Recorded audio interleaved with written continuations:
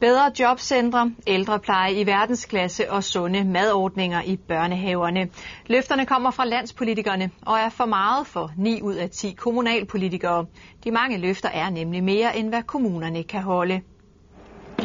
Kåre Harder Olesen gør båden klar til vinteren og gør samtidig klar til en valgkamp, hvor der skal løbes stærkt for at følge med politikerne på Christiansborg. De har meget travlt med at gå ud og love en masse på de borgernære områder, og det er jo som bekendt dem, vi ude i kommunerne skal håndtere. Og så er det os, der står med regningen bagefter.